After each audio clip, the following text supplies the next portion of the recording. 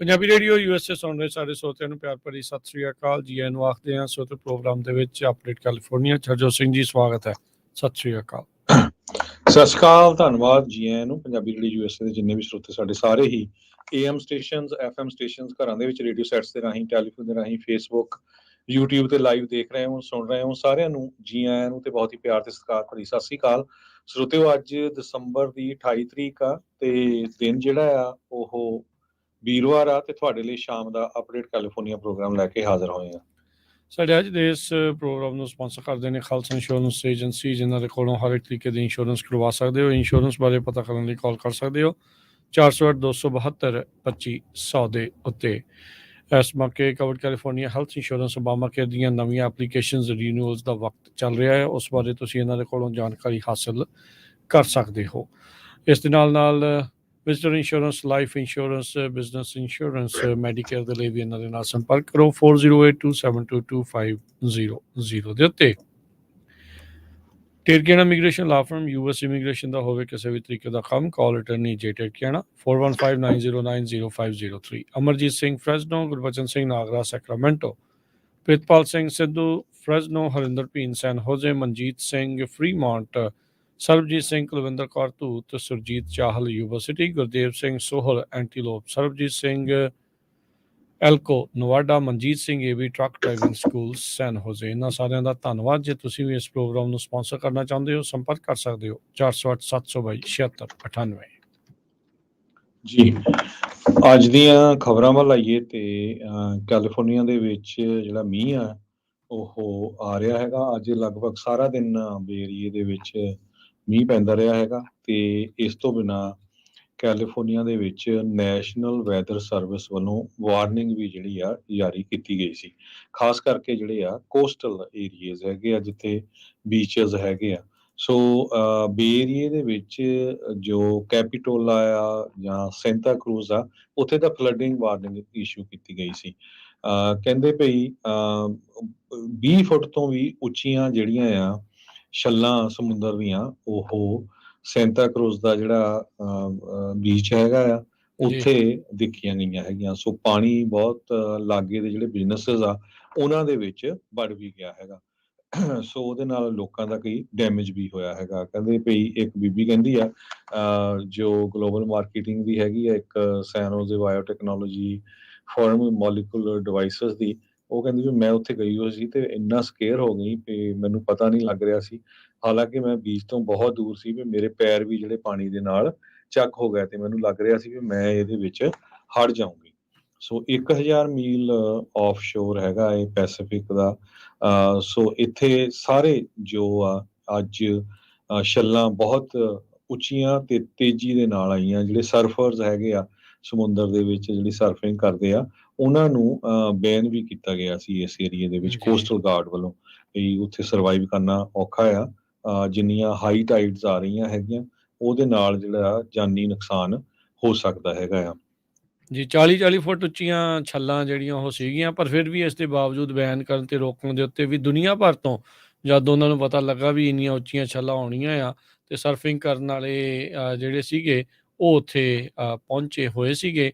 ਲੋਕਾਂ ਦੇ ਘਰਾਂ 'ਚ, ਬਿਜ਼ਨਸਿਸ ਦੇ ਵਿੱਚ ਕਾਫੀ ਜ਼ਿਆਦਾ ਪਾਣੀ ਜਿਹੜਾ ਉਹ ਵੜਿਆ ਸੀ। ਇੱਕ ਟਾਈਮ ਦੇ ਉੱਤੇ ਇਵੈਕੂਏਸ਼ਨ ਆਰਡਰ ਵੀ ਜਾਰੀ ਕਰ ਦਿੱਤੇ ਗਏ ਸੀ, ਜਿਨ੍ਹਾਂ ਨੂੰ ਇਵੈਂਚੁਅਲੀ ਬਾਅਦ ਦੇ ਵਿੱਚ ਵਾਪਸ ਲੈ ਲਿਆ ਗਿਆ ਸੀਗਾ। ਅਗਲੀ ਜਿਹੜੀ ਹਰਜੋਤ ਸਿੰਘ ਦੀ ਗੱਲ ਕਰਦੇ ਜਾਈਏ, ਟਰੰਪ ਹੁਣੀ ਬੈਲਟਸ ਦੇ ਉੱਤੇ ਹੋਣਗੇ ਨਹੀਂ ਹੋਣਗੇ, ਉਸ ਦੇ ਵਿੱਚ ਇੱਕ ਨਵੀਂ ਜਿਹੜੀ ਗੱਲ ਹੁਣ ਹੋਰ ਜੁੜ ਗਈ ਆ। ਮੇਨ ਦੇ ਟੌਪ ਦੇ ਜਿਹੜੇ ਇਲੈਕਸ਼ਨ ਅਫੀਸ਼ੀਅਲ ਆ, ਉਹਨਾਂ ਨੇ ਟਰੰਪ ਹੁਣਾਂ ਨੂੰ 2024 ਦੇ ਪ੍ਰਾਇਮਰੀ ਬੈਲਟ ਤੋਂ ਬਾਹਰ ਕੱਢ ਦਿੱਤਾ ਆ।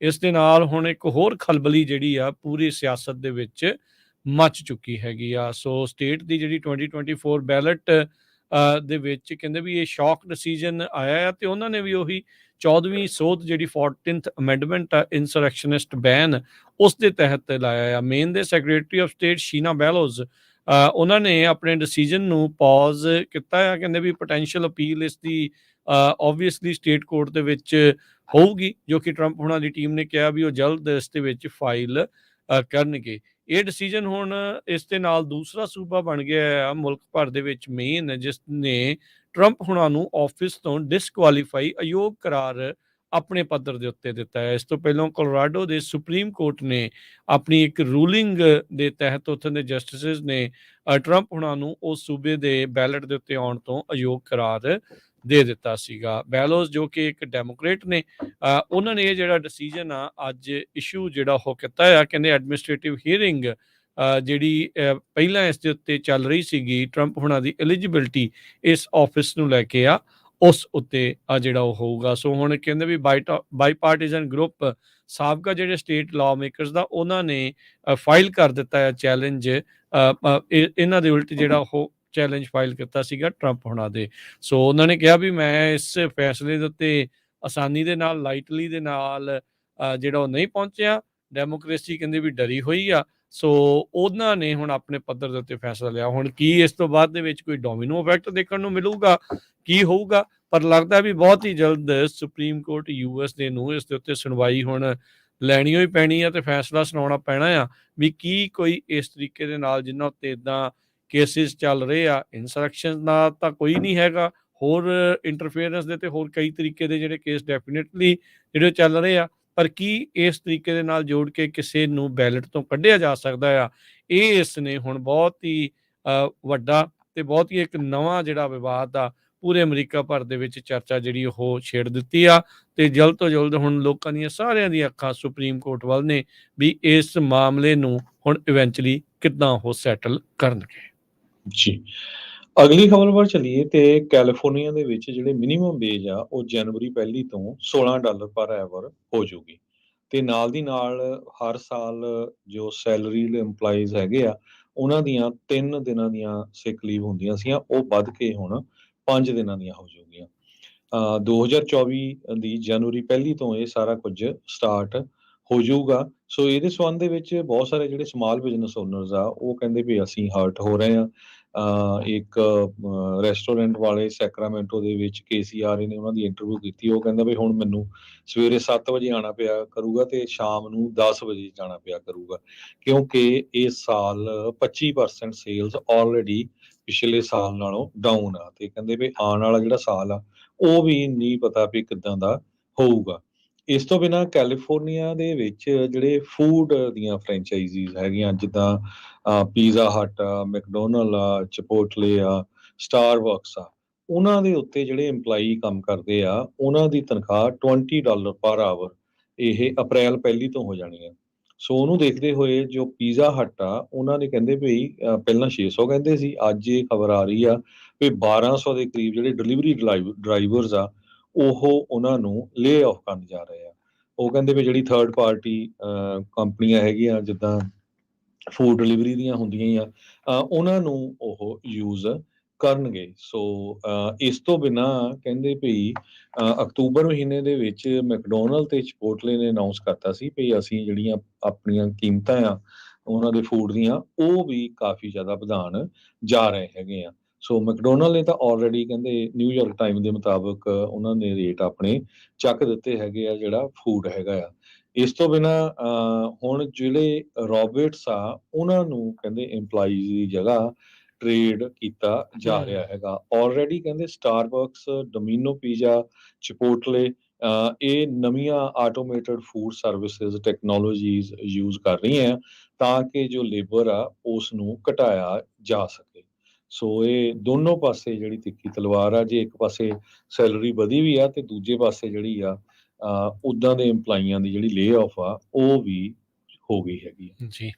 ਕੈਲੀਫੋਰਨੀਆ ਦੇ ਵਿੱਚ ਇੱਕ ਹੋਰ ਕੇਸ ਇਸ ਟਾਈਮ ਅਦਾਲਤ ਵਿੱਚ ਆ ਜਿਸ ਵਿੱਚ ਅਸੈਂਬਲੀ ਮੈਂਬਰ ਵਿੰਸ ਫੋਂਗ ਜੋ ਕਿ ਕੈਵਨ ਮਕਾਰਥੀ ਉਹਨਾਂ ਦੀ ਕਾਂਗਰੈਸ਼ਨਲ ਸੀਟ ਦੇ ਲਈ ਰਨ ਕਰਨਾ ਚਾਹੁੰਦੇ ਆ ਵੀ ਉਹਨੂੰ ਐਕਚੁਅਲੀ ਉਹ ਸੀਟ ਰਨ ਕਰ ਸਕਣਗੇ ਕਿ ਨਹੀਂ, ਬੈਲਟ ਤੇ ਆ ਸਕਣਗੇ ਕਿ ਨਹੀਂ, ਇਹ ਵੀ ਇੱਕ ਮਾਮਲਾ ਇਸ ਟਾਈਮ ਅਦਾਲਤ ਵਿੱਚ ਚੱਲ ਰਿਹਾ ਹੈ। ਸੈਕਰਾਮੈਂਟੋ ਸੁਪੀਰੀਅਰ ਕੋਰਟ ਦੇ ਜਿਹੜੇ ਜੱਜ ਆ ਉਹ ਇਸ ਦੇ ਉੱਤੇ ਜਲਦੀ ਜਿਹੜਾ ਫੈਸਲਾ ਆ ਉਹ ਸੁਣਾ ਸਕਦੇ ਨੇ। ਇਸ ਦੇ ਵਿੱਚ ਜਿਹੜੇ ਕੈਲੀਫੋਰਨੀਆ ਦੇ ਸੈਕਟਰੀ ਆਫ ਸਟੇਟ ਦੇ ਆਫਿਸ ਨੇ ਕੈਵਿਨ ਫੋਂਗ ਵਿੰਸ ਫੋਂਗ ਹੁਣਾਂ ਨੂੰ ਕਿਹਾ ਸੀਗਾ ਵੀ ਉਹ ਇੱਕ ਤੋਂ ਵੱਧ ਇੱਕੋ ਟਾਈਮ ਦੇ ਉੱਤੇ ਨੋਮੀਨੇਸ਼ਨਸ ਨਹੀਂ ਹੋ ਸਕਦੀਆਂ ਸੇਮ ਇਲੈਕਸ਼ਨਸ ਜਿਹੜੀ ਉਹ ਸਾਈਕਲ ਦੇ ਵਿੱਚ।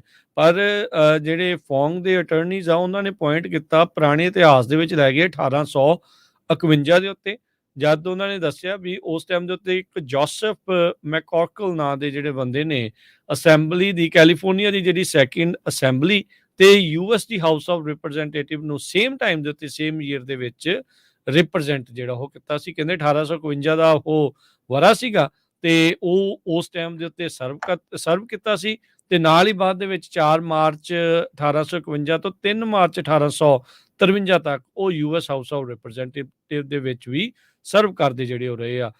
ਇਸ ਪਹਿਲਾ ਮਹੀਨੇ ਦੇ ਵਿੱਚ ਕੈਲੀਫੋਰਨੀਆ ਦੇ ਸੈਕਟਰੀ ਆਫ ਸਟੇਟ ਨੇ ਕਿਹਾ ਸੀ ਵੀ ਇਨਐਲੀਜੀਬਲ ਨੇ ਰਨ ਕਰਨ ਦੇ ਲਈ ਕਾਂਗਰੈਸ਼ਨਲ ਸੀਟ ਦੇ ਲਈ, ਕਿਉਂਕਿ ਉਹਨਾਂ ਨੇ ਸਟੇਟ ਅਸੈਂਬਲੀ ਦੇ ਲਈ ਰੀ-ਇਲੈਕਸ਼ਨ ਦੇ ਲਈ ਆਪਣੇ ਪੇਪਰਸ ਆ ਉਹ ਫਾਈਲ ਕੀਤੇ ਆ ਤੇ ਕਹਿੰਦੇ ਵੀ ਜਲਦ ਹੀ ਹੁਣ ਇਸ ਦੇ ਉੱਤੇ ਜਿਹੜੇ ਸੁਪੀਰੀਅਰ ਕੋਰਟ ਆ ਉਹ ਫੈਸਲਾ ਉਹ ਸੁਣਾ ਸਕਦਾ ਹੈ।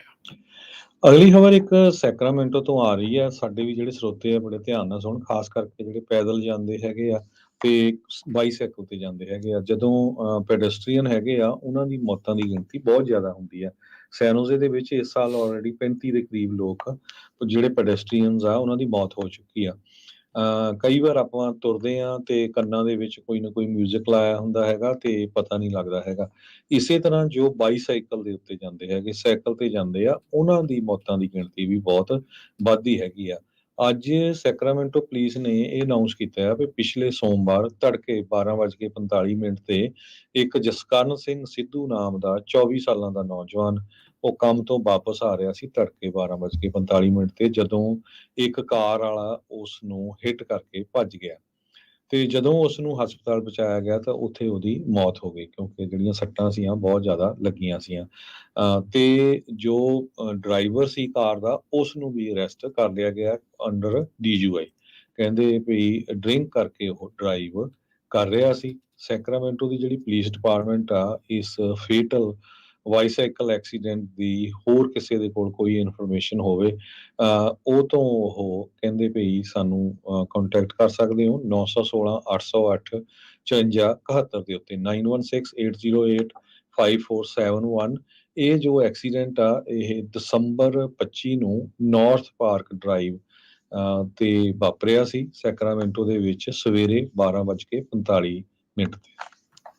ਜੀ, ਅਗਲੀ ਗੱਲ ਕਰੀਏ ਸੈਕਰਾਮੈਂਟੋ ਦੇ ਜਿਹੜੇ ਮੇਅਰ ਸਟਾਈਨਬਰਗ ਆ ਉਹਨਾਂ ਨੇ ਕੌਂਸਲ ਮੈਂਬਰ ਲੋਲੀ ਉਹਨਾਂ ਨੂੰ ਰਿਜ਼ਾਈਨ ਕਰਨ ਦੇ ਲਈ ਆਖਿਆ ਆ। ਕਹਿੰਦੇ ਵੀ ਭਾਈ ਹੁਣ ਤੁਸੀਂ ਰਿਜ਼ਾਈਨ ਕਰ ਲਓ। ਉਹਨਾਂ ਦੇ ਉੱਤੇ 25 ਕਾਊਂਟ ਦੀ ਇੰਡਾਈਟਮੈਂਟ ਉਹ ਹੋਈ ਹੈਗੀ ਆ। ਸ਼ੌਨ ਲੋਲੀ ਉਹਨਾਂ ਨੇ ਵੀਰਵਾਰ ਉਹਨਾਂ ਨੇ ਅਨਾਉਂਸ ਕੀਤਾ ਸੀਗਾ ਵੀ ਉਹ ਅੱਜ ਇਹਨਾਂ ਨੇ ਇਨਫੈਕਟ ਅਨਾਉਂਸ ਕਰਤਾ ਵੀ ਉਹ ਰਿਜ਼ਾਈਨ ਨਹੀਂ ਕਰਨਗੇ। ਇਹਨਾਂ ਨੂੰ ਗ੍ਰੈਂਡ ਜਿਊਰੀ ਦੇ ਦੁਆਰਾ 25 ਵੱਖ-ਵੱਖ ਫੈਡਰਲ ਚਾਰजेस ਦੇ ਉੱਤੇ ਵਿੱਚ ਇੰਡਾਈਟ ਕੀਤਾ ਗਿਆ ਸੀ। ਇਸ ਵਿੱਚ conspiracy, obstruction, use of false immigration document ਇਸ ਦੇ ਨਾਲ ਸੰਬੰਧਿਤ ਜਿਹੜੀ ਕਹਿੰਦੇ ਆ ਵੀਵਾ ਸੁਪਰਮਾਰਕੀਟ ਚੇਨ ਦੇ ਨਾਲ ਸੰਬੰਧਿਤ ਜਿਹੜੀ ਉਹਦੀ ਆ ਉਸ ਵਿੱਚ ਕੀਤਾ ਗਿਆ ਸੀ। ਪੈਂਡੈਮਿਕ ਰਿਲੀਫ ਫਰਾਡ ਦੇ ਵਿੱਚ ਜਿਹੜੇ ਚਾਰजेस ਆ ਇਸ ਉੱਤੇ ਲੱਗੇ ਸੀ। ਸੈਕਰਾਮੈਂਟੋ ਦੀ ਡਿਸਟ੍ਰਿਕਟ 2 ਨੂੰ ਇਹ ਰਿਪਰੈਜ਼ੈਂਟ ਕਰਦੇ ਆ। ਇਸ ਤੋਂ ਪਹਿਲਾਂ ਵੀ ਜਦ ਇਹਨਾਂ ਉੱਤੇ ਲੀਗਲ ਟਰਬਲ ਆਏ ਸੀ ਇਹਨਾਂ ਨੂੰ ਰਿਜ਼ਾਈਨ ਕਰਨ ਦੇ ਲਈ ਆਖਿਆ ਜਾ ਰਿਹਾ ਸੀ, ਉਦੋਂ ਵੀ ਉਹਨਾਂ ਨੇ ਰਿਜ਼ਾਈਨ ਨਹੀਂ ਕੀਤਾ ਤੇ ਹੁਣ ਮੇਅਰ ਦੇ ਕਹਿਣ ਉੱਤੇ ਵੀ ਉਹ ਰਿਜ਼ਾਈਨ ਹਾਲ ਦੀ ਘੜੀ ਨਹੀਂ ਕਰ ਰਹੇ ਹੈਗੇ। ਉਹਨਾਂ ਨੇ ਜਿਹੜਾ ਇਹ ਕਿਹਾ ਆ ਵੀ ਜਿਹੜੇ ਚੈਲੰਜਸ ਜ਼ਰੂਰ ਆ ਪਰ ਮੈਨੂੰ ਮਿਸ ਰਿਪਰੈਜ਼ੈਂਟ ਇਸ ਟਾਈਮ ਕੀਤਾ ਜਾ ਰਿਹਾ ਆ। ਮੈਨੂੰ ਮੇਰੇ ਬਿਜ਼ਨਸ ਨੂੰ ਮੈਂ ਕਿੱਦਾਂ ਉਸ ਨੂੰ ਰਨ ਕਰਦਾ ਆ ਤੇ ਮੈਂ ਇਹਨਾਂ ਸਾਰੇ ਦੋਸ਼ਾਂ ਨੂੰ ਨਕਾਰਦਾ ਆ ਤੇ ਮੈਂ ਅਦਾਲਤ ਵਿੱਚ ਜਾ ਕੇ ਇਸ ਨੂੰ ਸਾਬਤ ਇਵੈਂਚੁਅਲੀ ਕਰੂੰਗਾ। ਪਰ 25 ਚਾਰजेस ਉਹਨਾਂ ਉੱਤੇ ਲੱਗੇ ਆ, ਸੋ ਇਸ ਲਈ ਰਿਜ਼ਾਈਨ ਦੀ ਕਾਲ ਆਈ ਆ। ਉਹਨਾਂ ਨੇ ਕਿਹਾ ਵੀ ਨਹੀਂ ਮੈਂ ਨਹੀਂ ਕਰਦਾ ਰਿਜ਼ਾਈਨ। ਜੀ, ਅਗਲੀ ਖਬਰ ਵੱਲ ਚਲੀਏ। ਜਿਹੜੇ ਕੈਲੀਫੋਰਨੀਆ ਦੇ ਵਿੱਚ ਆ ਸਰੋਤੇ ਸੁਣ ਰਹੇ ਆ ਸਾਨੂੰ, ਤੁਸੀਂ ਦੇਖਿਆ ਹੋਊਗਾ ਤੁਹਾਡੀਆਂ ਜਿਹੜੀਆਂ ਇੰਸ਼ੋਰੈਂਸਿਸ ਆ ਉਹਨਾਂ ਦੇ ਰੇਟ 20 30 40% 50% ਤਾਈਂ ਜਿਹੜੇ ਵੱਧ ਰਹੇ ਹੈਗੇ, ਚਾਹੇ ਉਹ ਕਾਰਾਂ ਦੀ ਇੰਸ਼ੋਰੈਂਸ ਆ, ਘਰਾਂ ਦੀ ਇੰਸ਼ੋਰੈਂਸ ਹੈਗੀ ਆ, ਕਮਰਸ਼ੀਅਲ ਪ੍ਰਾਪਰਟੀ ਦੀ ਇੰਸ਼ੋਰੈਂਸ ਹੈਗੀ ਆ। ਬਲਕਿ ਬਹੁਤ ਸਾਰੇ ਜਿਹੜੇ ਲੋਕ ਆ ਉਹਨਾਂ ਨੂੰ ਇੰਸ਼ੋਰੈਂਸ ਮਿਲ ਹੀ ਨਹੀਂ ਰਹੀ ਹੈਗੀ। ਅੱਜ ਸਟੇਟ ਆਫ ਕੈਲੀਫੋਰਨੀਆ ਨੇ ਜੋ ਸਟੇਟ ਫਾਰਮ ਇੰਸ਼ੋਰੈਂਸ ਆ ਉਹਨਾਂ ਨੂੰ ਆਥੋਰਾਈਜੇਸ਼ਨ ਦਿੱਤੀ ਵੀ ਤੁਸੀਂ ਆਪਣੇ 20% ਹੋਰ ਇੰਟਰਸਟ ਰੇਟ ਵਧਾ ਸਕਦੇ ਹੋ। ਇਹ ਅੱਜ State Farm General Insurance Company ਨੇ ਅਨਾਉਂਸ ਕੀਤਾ ਹੈ। ਉਹਨਾਂ ਨੇ ਤੁਹਾਨੂੰ ਪਤਾ ਹੀ ਆ ਵੀ ਕੁਝ ਸਮਾਂ ਪਹਿਲਾਂ ਘਰਾਂ ਦੀਆਂ ਇੰਸ਼ੋਰੈਂਸ ਲੈਣੀਆਂ ਬੰਦ ਕਰ ਦਿੱਤੀਆਂ ਸੀਗੀਆਂ। ਉਹ ਕਹਿੰਦੇ ਵੀ ਕੰਸਟਰਕਸ਼ਨ ਕਾਸਟ ਬਹੁਤ ਜ਼ਿਆਦਾ ਵੱਧ ਗਈ ਹੈ, ਇਨਫਲੇਸ਼ਨ ਇੰਨੀ ਜ਼ਿਆਦਾ ਆ, ਤੇ ਜਿਹੜਾ ਕੈਟਾਸਟ੍ਰੋਫਿਕ ਜਿਸ ਹਿਸਾਬ ਦੇ ਨਾਲ ਕੈਲੀਫੋਰਨੀਆ ਦੇ ਵਿੱਚ ਅੱਗਾਂ ਲੱਗੀਆਂ ਹੈਗੀਆਂ ਆ, ਉਹ ਵੀ ਇੱਕ ਮੇਨ ਕਾਰਨ ਹੈਗਾ ਆ। ਸੋ ਵਾਰ-ਵਾਰ ਜਿਹੜੀਆਂ ਕੰਪਨੀਆਂ ਆ ਕਦੇ ਕੋਈ ਉਹਨਾਂ ਨੂੰ ਅਪਰੂਵਲ ਮਿਲ ਰਹੇ ਹੈਗੇ ਆ ਕਾਫੀ ਰੇਟ ਇਨਕਰੀਜ਼ ਕਰਨ ਦੇ। ਗਾਹਾਂ ਕਦੋਂ ਕੰਪਨੀਆਂ ਇੰਸ਼ੋਰੈਂਸ ਸ਼ੁਰੂ ਕਰਨਗੀਆਂ ਇਹ ਹਜੇ ਬੜਾ ਹਾਰਡ ਆ। ਕਹਿੰਦੇ ਵੀ ਡਿਪਾਰਟਮੈਂਟ ਆਫ ਇੰਸ਼ੋਰੈਂਸ ਦੇ ਉੱਤੇ ਬੜਾ ਪ੍ਰੈਸ਼ਰ ਆ, ਕਿਉਂਕਿ ਲੋਕ ਬਹੁਤ ਕੰਪਲੇਨ ਕਰ ਰਹੇ ਆ, ਕਈਆਂ ਨੂੰ ਇੰਸ਼ੋਰੈਂਸਿਸ ਮਿਲ ਨਹੀਂ ਰਹੀਆਂ ਤੇ ਕਈਆਂ ਦੀਆਂ ਇੰਸ਼ੋਰੈਂਸਿਸ ਬਹੁਤ ਜ਼ਿਆਦਾ ਜਿਹੜੀਆਂ ਮਹਿੰਗੀਆਂ ਹੋ ਰਹੀਆਂ, ਖਾਸ ਕਰਕੇ ਜਿਹੜਾ ਵਾਈਲਡ ਫਾਇਰ ਵਾਲਾ ਏਰੀਆ ਹੈਗਾ ਆ। ਸੈਂਟਾ ਕਰੂਜ਼ ਦੀ ਆਪਾਂ ਪਹਿਲਾਂ ਗੱਲਬਾਤ ਕਰਦੇ ਸੀ, ਉਸ ਏਰੀਏ ਦੇ ਵਿੱਚ ਕਹਿੰਦੇ ਵੀ ਘਰਾਂ ਦੀ ਇੰਸ਼ੋਰੈਂਸ 14 15 ਹਜ਼ਾਰ ਡਾਲਰ ਤੱਕ ਹੋ ਗਈ ਹੈਗੀ ਆ। ਕੈਲੀਫੋਰਨੀਆ ਫੇਅਰ ਪਲਾਨ ਦੇ ਥਰੂ ਉਹਨਾਂ ਨੂੰ ਇੰਸ਼ੋਰੈਂਸ ਲੈਣੀ ਪੈਂਦੀ ਹੈਗੀ ਆ। ਜੀ, ਜੀ, ਬਿਲਕੁਲ। ਅਗਲੀ ਜਿਹੜੀ ਗੱਲ ਕਰੀਏ, ਕਾਫੀ ਵਾਰੀ ਜਦੋਂ ਕੋਈ ਵੀ ਪਾਰਟੀ ਸੱਤਾ ਵਿੱਚ ਆਉਂਦੀ ਆ, ਉਹ ਆਪੋ ਆਪਣੇ ਪੱਧਰ ਦੇ ਨਾਲ ਹਲਕਿਆਂ ਨੂੰ ਦੁਬਾਰਾ ਉਹਨਾਂ ਦੀ ਸੀਮਾਬੰਦੀ ਜਿਹੜੀ ਆ ਉਹ ਕਰਦੇ ਨੇ। ਕਿਹੜਾ ਹਲਕਾ ਕਿੱਥੋਂ ਤੱਕ ਕਿਵੇਂ ਹੋਊਗਾ। ਜਾਰਜੀਆ ਦੇ ਵਿੱਚ ਵੀ ਇਹ ਮਸਲਾ ਚਿਰ ਤੋਂ ਭਖਿਆ ਪਿਆ ਸੀਗਾ। ਅੱਜ ਇਵੈਂਚੁਅਲੀ ਫੈਡਰਲ ਜੱਜ ਨੇ ਜਿਹੜੇ ਦੁਬਾਰਾ ਰੀਡਰਾ ਕੀਤੇ ਗਏ ਜਾਰਜੀਆ ਦੇ ਕਾਂਗਰੈਸ਼ਨਲ ਤੇ ਲੈਜਿਸਲੇਟਿਵ ਡਿਸਟ੍ਰਿਕਟਸ ਆ, ਉਹਨਾਂ ਨੂੰ ਅਸੈਪਟ ਕਰ ਲਿਆ ਆ। ਉੱਥੇ ਜਿਹੜੇ ਡੈਮੋਕ੍ਰੇਟਸ ਇਹ ਰੌਲਾ ਪਾ ਰਹੇ ਸੀ ਵੀ GOP ਨੇ ਇਸ ਪੱਧਰ ਦੇ ਉੱਤੇ ਬਣਾਏ ਆ ਵੀ ਇਵੈਂਚੁਅਲੀ ਉਹੀ ਸੱਤਾ ਦੇ ਵਿੱਚ ਰਹਿੰਦੇ ਆ, ਤੇ ਹੁਣ ਵੀ ਜਿਹੜੇ ਰੀਡਰਾ ਕੀਤੇ ਗਏ ਆ ਉਹਨਾਂ ਉੱਤੇ ਵੀ ਇਸੇ ਤਰੀਕੇ ਦੇ ਉੱਤੇ ਕਹਿੰਦੇ ਦੋਸ਼ ਆ ਉਹ ਲੱਗ ਰਹੇ ਆ। ਪਰ US ਡਿਸਟ੍ਰਿਕਟ ਜੱਜ ਸਟੀਵ ਜੋਨਸ ਉਹਨਾਂ ਨੇ ਜਿਹੜੇ 3 ਸੈਪਰੇਟ ਪਰ ਤਕਰੀਬਨ ਇੱਕੋ ਜਿਹੇ ਜਿਹੜੇ ਲਿਖੇ ਹੋਏ ਆਰਡਰਸ ਆ, ਉਹਨਾਂ ਵਿੱਚ ਜਿਹੜੇ ਨਵੇਂ ਮੈਪਸ ਆ ਉਹ ਰੀਡਰਾ ਜਿਹੜੇ ਕੀਤੇ ਗਏ ਸੀਗੇ ਉਹਨਾਂ ਨੂੰ ਜਿਹੜਾ ਅਸੈਪਟ ਕਰ ਲਿਆ। ਇਸ ਤੋਂ ਪਹਿਲਾਂ ਉਹਨਾਂ ਨੇ ਨਕਾਰਿਆ ਸੀਗਾ ਵੀ ਉਹ ਕਹਿੰਦੇ ਵੀ ਇਨਫ ਨਹੀਂ ਸੀ ਕਰ ਰਹੇ ਬਲੈਕ ਵੋਟਰਸ ਨੂੰ, ਪਰ ਹੁਣ ਇਵੈਂਚੁਅਲੀ ਜਿਹੜੇ ਉਹਨਾਂ ਨੇ ਇਹ ਜਿਹੜੇ ਨਵੇਂ ਬਣਾਏ ਗਏ ਰੀਡਰਾਨ ਮੈਪਸ ਆ ਜੋ ਕਹਿੰਦੇ ਆ ਵੀ GOP ਨੂੰ ਫਾਇਦਾ ਦੇ ਸਕਦੇ ਆ, ਉਹਨਾਂ ਨੂੰ ਅਸੈਪਟ ਕਰ ਲਿਆ ਹੈ। ਜੀ, ਆਪਾਂ ਸਟਾਕ ਮਾਰਕੀਟ ਦੀ ਗੱਲ ਵੀ ਕਰਨੀ ਆ। ਉਸ ਤੋਂ ਪਹਿਲਾਂ ਜੋ ਨਵੇਂ ਫਿਗਰਸ ਆਏ ਹੈਗੇ ਆ US ਜੌਬਲੈਸ ਕਲੇਮ ਦੇ, ਉਹ ਜੇ ਆਪਾਂ ਤੁਹਾਡੇ ਨਾਲ ਡਿਸਕਸ ਕਰਦੇ ਜਾਈਏ, ਕਹਿੰਦੇ ਪਈ ਸਟੇਟ ਅਨਪਲਾਇਮੈਂਟ ਬੈਨੀਫਿਟਸ ਜੋ ਕਲੇਮ ਆ ਉਹ ਪਿਛਲੇ ਹਫ਼ਤੇ 12,000 ਵਧੇ ਆ। ਸੋ ਟੋਟਲ 2,18,000 ਡਿਪਾਰਟਮੈਂਟ ਆਫ ਲੇਬਰ ਦੇ ਮੁਤਾਬਕ ਦੱਸੇ ਗਏ ਹੈਗੇ ਆ। ਸੋ ਇਸੇ ਤਰ੍ਹਾਂ ਜੋ ਬੈਨੀਫਿਟਸ 1 ਵੀਕ ਆਫ ਏਡ ਜਿਨ੍ਹਾਂ ਦੇ ਆ ਉਹ 14,000 ਵਧੇ ਹੈਗੇ ਆ ਇੱਕ ਵੀਕ ਪਹਿਲਾਂ ਨਾਲੋਂ। ਸੋ ਟੋਟਲ 1.875 ਮਿਲੀਅਨ ਇਹ ਨੰਬਰ ਬਣ ਗਿਆ ਹੈਗਾ। ਨਵੰਬਰ ਮਹੀਨੇ ਦੇ ਵਿੱਚ ਇਕੋਨਮੀ ਦੀ ਜੇ ਗੱਲ ਕਰਦੇ ਜਾਈਏ 1,99,000 ਨਵੀਆਂ ਜੌਬਸ ਕ੍ਰੀਏਟ ਹੋਈਆਂ ਸੀਆਂ, ਜੋ ਕਿ 1.5 ਲੱਖ ਅਕਤੂਬਰ ਮਹੀਨੇ 'ਚ ਸੀ। ਸੋ ਉਹ ਜੌਬਸ ਨਵੰਬਰ ਮਹੀਨੇ ਦੇ ਵਿੱਚ ਵੱਧ ਹੋਈਆਂ ਸੀਆਂ। ਇਸੇ ਤਰ੍ਹਾਂ ਜਿਹੜੀ ਅਨਪਲਾਇਮੈਂਟ ਆ ਉਹ ਵੀ ਜਿਹੜੀ ਆ ਵਧੀ ਹੈਗੀ ਆ। ਸੋ ਹੁਣ ਦੇਖਦੇ ਆ ਆਉਣ ਵਾਲੇ ਸਮੇਂ ਦੇ ਵਿੱਚ ਜਿਹੜਾ ਫੈਡਰਲ ਰਿਜ਼ਰਵ ਬੋਰਡ ਆ ਇਹਨਾਂ ਫਿਗਰਸ ਵੱਲ ਦੇਖ ਕੇ ਉਹ ਕਿੰਨਾ ਕੁ ਇੰਟਰਸਟ ਰੇਟ ਜਿਹੜਾ ਆ ਉਹ ਘਟਾਉਂਦਾ ਹੈਗਾ ਆ। ਪਰ ਜੇ ਇੰਟਰਸਟ ਰੇਟ ਦੀ ਗੱਲ ਕਰਦੇ ਜਾਈਏ ਅੱਜ ਦੀ ਡੇਟ ਦੇ ਵਿੱਚ 30 ਈਅਰ ਫਿਕਸ ਰੇਟ ਹੁਣ 6.6 ਜਾਂ 6.7 ਦੇ ਲੱਗ ਸਕਦੇ। ਜੀ ਬਿਲਕੁਲ। ਤੇ ਮਾਰਕੀਟ ਦੀ ਜੇ ਗੱਲ ਦੱਸਦੇ ਜਾਈਏ ਜਾਂਦੇ ਜਾਂਦੇ ਤਾਂ ਡਾਓ ਜੋਨ ਦੇ ਵਿੱਚ ਅੱਜ 53 ਪੁਆਇੰਟਾਂ ਦਾ ਵਾਧਾ ਦਰਜ ਕੀਤਾ ਗਿਆ, 37,710 ਦੇ ਉੱਤੇ ਬੰਦ ਹੋਇਆ। S&P ਦੇ ਵਿੱਚ 2 ਪੁਆਇੰਟ ਵਧਿਆ, 4783 ਤੇ ਬੰਦ ਹੋਇਆ। ਨੈਸਡੈਕ 4 ਪੁਆਇੰਟ ਘਟ ਕੇ 15,095 ਦੇ ਉੱਤੇ ਬੰਦ ਹੋਇਆ। ਸੋਨੇ ਦਾ ਭਾਅ $2,080 ਪ੍ਰਤੀ ਆਉਂਸ ਚੱਲ ਰਿਹਾ ਹੈ। ਕੱਚੇ ਤੇਲ ਦੀ ਕੀਮਤ $72 ਪ੍ਰਤੀ ਬੈਰਲ। 10 ਈਅਰ ਯੀਲਡ 3.83% ਦੇ ਉੱਤੇ ਜਿਹੜੀ ਉਹ ਚੱਲ ਰਹੀ ਆ। ਕ੍ਰਿਪਟੋ ਕਰੰਸੀਜ਼ ਦੇ ਵਿੱਚ ਬਿਟਕੋਇਨ 42,340 ਤੇ ਅਥੀਰੀਅਮ $2,337 ਦੇ ਬਰਾਬਰ ਚੱਲ ਰਿਹਾ ਆ। ਜੀ, ਇਸੇ ਤਰ੍ਹਾਂ ਜੇ ਕਰੰਸੀ ਦੀ ਗੱਲ ਕਰਦੇ ਜਾਈਏ ਇੱਕ $US ਦੇ ਬਰਾਬਰ ਇੰਡੀਆ ਦੇ 82 ਰੁਪਏ ਤੇ 90 ਪੈਸੇ ਰਹੇ ਆ, ਤੇ ਇੱਕ $US ਦੇ ਬਰਾਬਰ ਪਾਕਿਸਤਾਨ ਦੇ 282 ਰੁਪਏ ਤੇ ਇੱਕ $US ਦੇ ਬਰਾਬਰ ਕੈਨੇਡਾ ਦੇ $1 ਤੇ 32 ਸੈਂਟ। ਇੱਥੇ ਪ੍ਰੋਗਰਾਮ ਦੀ ਸਮਾਪਤੀ ਆ। ਮੇਰੇ ਰਾਜਕਨਵੀਰ ਸਿੰਘ ਵੱਲੋਂ ਤੇ ਹਰਜੋਤ ਸਿੰਘ ਵੱਲੋਂ ਸਭ ਨੂੰ ਪਿਆਰ ਭਰੀ ਨਿੱਘੀ ਸਤਿ ਸ਼੍ਰੀ ਅਕਾਲ। ਜਿੰਦੇ ਵਾਸਤੇ ਖੇਲਦੇ ਰਹੋ, ਸੁਣਦੇ ਰਹੋ, ਦੇਖਦੇ ਰਹੋ ਪੰਜਾਬੀ ਰੇਡੀਓ US।